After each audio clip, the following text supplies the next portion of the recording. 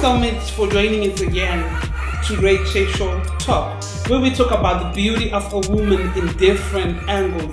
We can talk about your hair, we can talk about your makeup, your confidence, the integrity that you have. We can talk about the inner beauty. There are many things that we consider when we're talking about the beauty of a woman. And today we are going to have the special guest that we have, and I know you're going to ask yourself questions.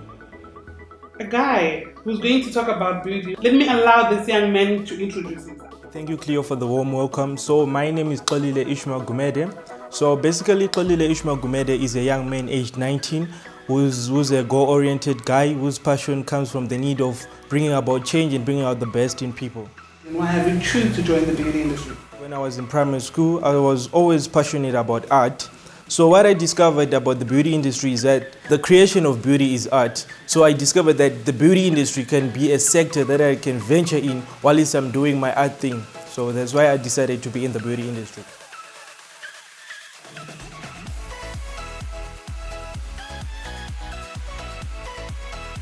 Okay, so in the beauty industry, my main focus is in braiding. Braiding, that is where my main focus is. And then braiding, that's box braid and twist, that is where my strength is. So that is where my main focus is in the beauty industry. Do you have a time that you've told yourself, this is the time that I'm going to start, or you've already been doing it? Well, I would say that I was doing it a freelance thing that maybe a friend of mine can say, I want to get my hair done. And then I'm like, cool, I'm there for you, I can do it for you. But then it was last month, that is when I decided that now I need to get into the industry full time, because it wasn't helping me that I was working with my local friends, but then I was not getting the knowledge that I needed. So I needed to venture into the real thing so that I can get acquainted with a lot of things that contains the beauty industry. I've discovered that most people, they have a distorted perception. They talk of gender equality, but then when it comes to the beauty industry, they shy away from that.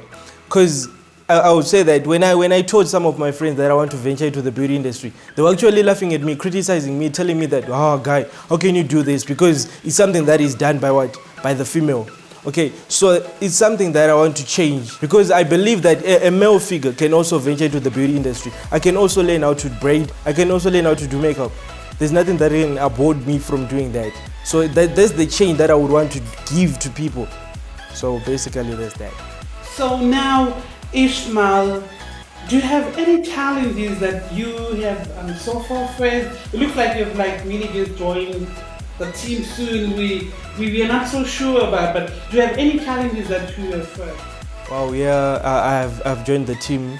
I'm still a newbie, and then the challenges that I've faced. Okay, so the challenges I would like to categorize them into two. So the first challenge is from home, because a lot of people, especially my family, they have their expectations. They want me to be someone big. They want me maybe to be a doctor, to be an engineer. So they haven't been supporting me that much, the support that I needed, because like your family are the ones that are close to you. So they have to give you that support. They have to push you that, yes, you want to do this, so you have to go for it. So that's the challenge that I'm facing, that not all of them are siding with what I want to do, are siding with me venturing into the beauty industry. And then the second challenge, or the second category, I would say that at work, because that now in the real thing, the real deal, you're not dealing with a lot of different clients. So it has been a challenge, but I'm trying by all means to work on it, because at some point you get some clients who are so serious that you can't even converse while you're working with them. So basically those are the two challenges that I've faced so far as a newbie in the industry.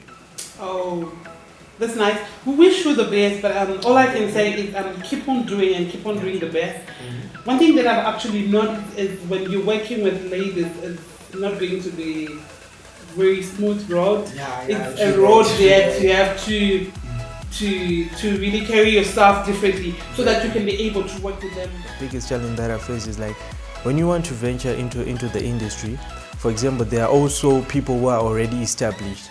So first of all, you have to go under them. First of all, you have to look for someone who mentors you in accordance to what you want to achieve.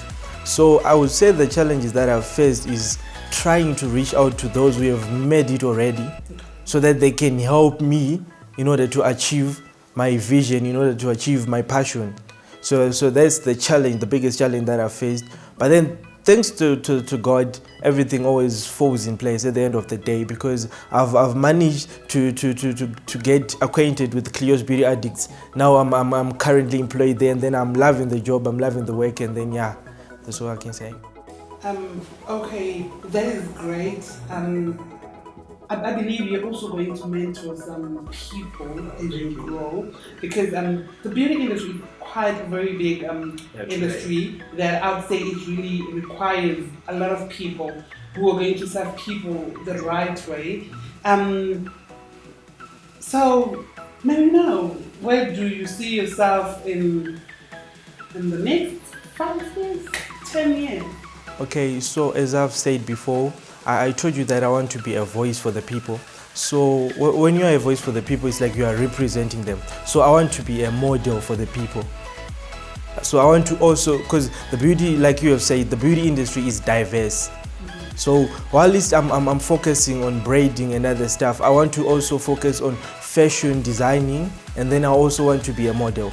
So in the next 5 years, I see myself owning a brand, because I want to start my own brand, a clothing brand, and it will be diverse, not just called clothing brand, but it will also involve the beauty industry, whereby we'll be having like makeup artists, whereby we'll be having hairstylists, hairdressers, and also I want to start a foundation that will help people like me, because I come from the ghetto, from the roots. So you know what, it's so difficult for someone like me to venture in an industry like this, because people, they just say, we don't deal with such people. They want people like who are already upper class. So I want to help people like me. I want to start a foundation whereby we'll be helping them, so that they can realize their visions, they can realize their passion. Because if you go out there in the streets, you meet people, there are a lot of people who have visions concerning life, but the problem is that they are lacking someone who just propels them, so that they can go on with their vision.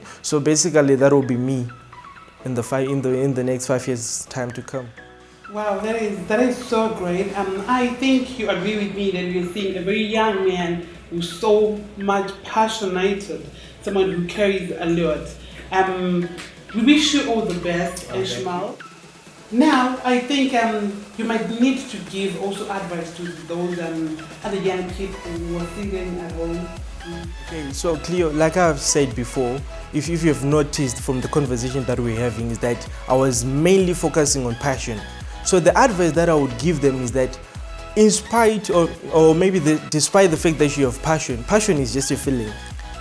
It's just a feeling that drives you to do something. So you can have passion, but you will not come to the realization of that passion. So the advice that I would give them is that when you have passion, you now have to make an action so that you can come to the realization of the passion that you have. So what I would advise them is that sit down with yourself. You know what? I'm so grateful of the lockdown. Why? Because it gives a lot of people time to sit alone with themselves, so that you can ask yourself, like, what is that thing that makes me drive, like that gives me the drive. So basically, when you have passion, after you've discovered your passion, I would advise them that go for it. Don't ever listen to what people, because obviously people have to say what people have to say, and all people will always say. So don't listen to any criticism or what. Just take your action, because I believe that 1% with passion is better than 99% with interest. So passion, action, you come to the realization of your vision. Thank you so much. I think you have actually heard for yourself. You're actually carrying that passion, and it's so much. It's heavy on you. But now you really need to know that the next thing that you have to do is to stand up from wherever you are sitting. Now it's time to take a step and begin to walk. Action is the one that really makes things work. If you don't act on it, it's just going to be a wish, and it will never come to pass. Put it into practice, and you see a difference. Thank you so much. We really appreciate it.